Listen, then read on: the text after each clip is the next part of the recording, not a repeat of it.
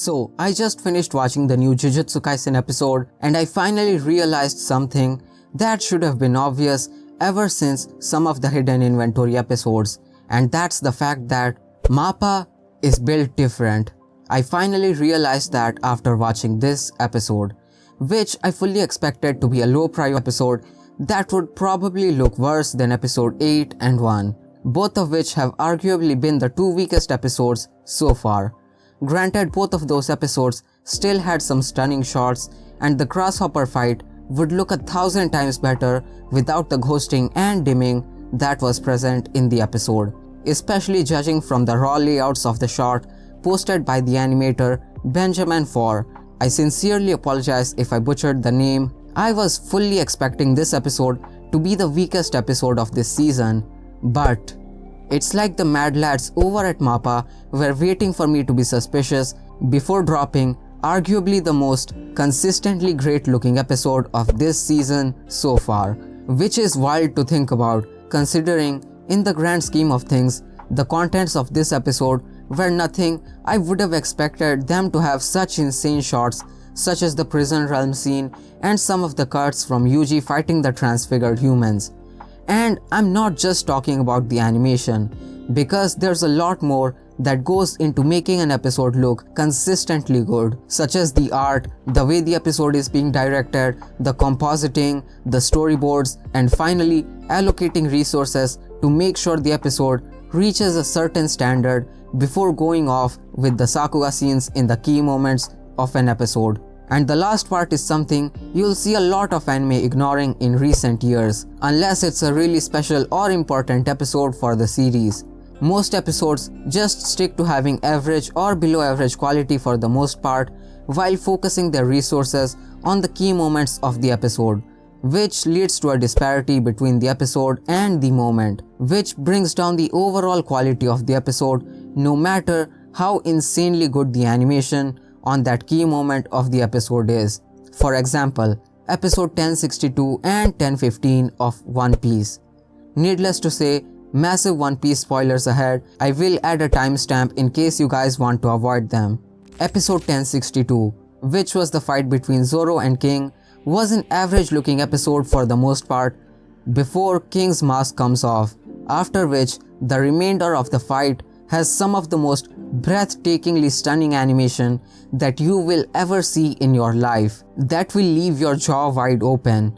But because a massive part of the episode was average looking, it brings down the overall quality of the episode. The fight itself is an 11 out of 10 in terms of animation and something anyone interested in animation needs to watch. But I would not give the entire episode that same rating in terms of animation. And episode 1015 is an example of an episode that allocated its resources throughout the entire episode instead of one specific scene, that combined with absolutely incredible direction and storyboards by Megumi Ishitani makes episode 1015 one of the most visually stunning anime episodes of all time. Even though the animation of the fight in 1062 is arguably better than 1015, as an episode, 1015 is the one I would give an 11 out of 10, whereas only the fight from episode 1062 is something worth talking about. Now, that's not to say that it's bad to have episodes that have a clear idea of where they want to spend their resources on. It would be foolish to believe that just because every single episode isn't consistently great throughout, it's automatically bad. It's completely natural that studios have scenes where they want to cut corners on in order to focus on key moments instead. But that's exactly what makes Jujutsu Kaisen such an anomaly. They dropped an episode that looks consistently great throughout its entirety, adapting content where it would be completely natural to cut corners on. I'll admit, I was worried that season 2 will suffer in terms of quality, especially after the 3-week break. I was certain that JJK was having production issues and they might need to cut corners on some of the low priority episodes. But after dropping this episode, MAPPA has killed all of my doubts about the quality of this season and made me truly realize just how much of an anomaly Jujutsu Kaisen truly is, and just how genuinely wild is the fact that an anime with production quality such as this even exists. MAPPA is truly built different. Now that I'm done giving my thoughts on MAPPA and pretty much the whole production side of things for this season, it's time for my brief thoughts on the episode, because I don't think I'm gonna make a review video for this week's episode. But before diving into my thoughts, if you watched the video this far, then please leave a like on this video. I would really appreciate it. And also make sure to let me know what you guys feel about the video so far. Now on to my thoughts.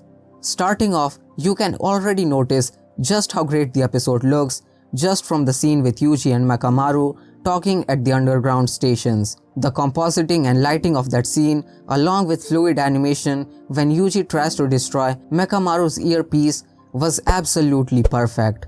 The episode mostly follows the aftermath of Gojo getting sealed, along with getting the final talk between Gojo and the mysterious brain occupying Geto. And the entire conversation was really interesting, especially Brain-kun's conversation with Mahito about souls. All of that was genuinely interesting to watch, and what remains of Geto's soul trying to stop Brain-kun was great. Also, seeing Gojo being so carefree about being sealed was fun to watch, and the scene where the prison realm falls to the ground was freaking incredible. Especially the animation of that entire sequence, the music, and seeing how Gojo trusts everyone was just so damn nice to see. The next thing that really stood out to me was Itadori fighting the transfigured humans as soon as he enters the barrier.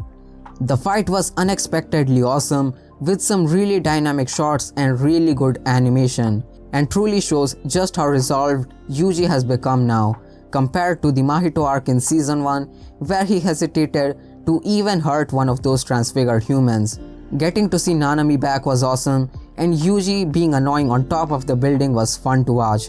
And I guess the final thing I want to talk about would be just how much of a big deal it is that Gojo got sealed. People like Yuta and Yuji that Gojo saved are now once again at risk of execution, and people and curses who were hiding just from the existence of Gojo can now roam around freely. And that truly makes you realize that Jujutsu Kaisen is not going to be the same anymore. But yeah, those are pretty much my brief thoughts on this episode. A setup episode with slow progression that I expected to be a low priority episode, but ended up as a great episode. Subscribe to my channel for more Jujutsu Kaisen and anime/manga content in general. Share this video with your friends and let me know what you guys thought about the video and the episode down below. With all that being said though, have a nice day and hopefully see you guys in my next video.